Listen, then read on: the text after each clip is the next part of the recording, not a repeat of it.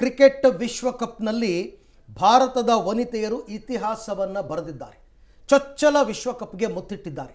47 ವರ್ಷಗಳಿಂದ ಸಾಧ್ಯವಾಗದ ಸಾಧನೆಯನ್ನು ಭಾರತದ ವನಿತೆಯರು ನಿನ್ನೆ ಮಾಡಿದ್ದಾರೆ. ದಕ್ಷಿಣ ಆಫ್ರಿಕಾ ವಿರುದ್ಧ ಅರ್ಹ ಗೆಲುವನ್ನು ಸಾಧಿಸಿ ವಿಶ್ವಕಪ್ಗೆ ಮುತ್ತಿಟ್ಟಿದ್ದಾರೆ.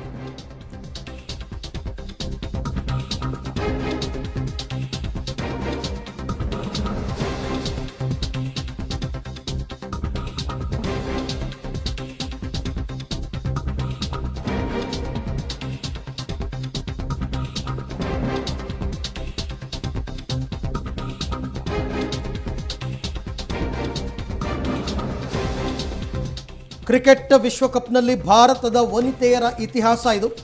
ಸಿಂಹಿಣಿಯರ ಮುಡಿಗೇರಿದೆ ಚೊಚ್ಚಲ ವಿಶ್ವಕಪ್ ಕಿರೀಟ. ಫೈನಲ್ನಲ್ಲಿ ದಕ್ಷಿಣ ಆಫ್ರಿಕಾ ಸೋಲಿಸಿ ಭಾರತ ವಿಶ್ವ ಚಾಂಪಿಯನ್ ಆಗಿದೆ. ನವಿ ಮುಂಬೈನ ಡಿ.ವೈ. ಪಾಟೀಲ್ ಸ್ಟೇಡಿಯಂನಲ್ಲಿ ಚರಿತ್ರೆಯೇ ಸೃಷ್ಟಿಯಾಗಿದೆ. 52 ರನ್ಗಳಿಂದ ಗೆದ್ದು ಮೊದಲ ವಿಶ್ವಕಪ್ಪನ್ನು ಗೆದ್ದಿದೆ ಭಾರತ.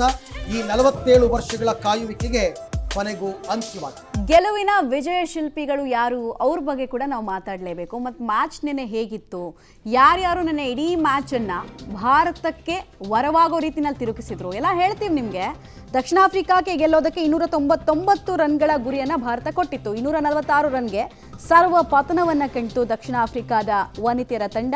ಟೀಮ್ ಇಂಡಿಯಾ ಪರ ಶೆಫಾಲಿ ವರ್ಮಾ 87 ರನ್ನನ್ನು ಸಿಡಿಸಿದ್ರು. ದೀಪ್ತಿ ಶರ್ಮಾ 58 ರನ್, ಅರ್ಧಶತಕದ ಆಟ ಜೊತೆಗೆ ವಿಕೆಟ್ಗಳನ್ನು ಕಿತ್ತರು.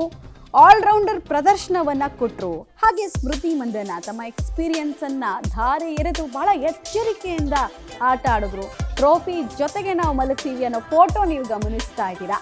ಸೊ ಈ ಫೋಟೋಗಳನ್ನು ನಾವು ಭಾರತದ ಪುರುಷರ ತಂಡ ಯೂಶಲಿ ಅವ್ರ ಕಡೆಯಿಂದ ನೋಡ್ತಾ ಇದ್ವಿ ಹೀಗೆಲ್ಲ.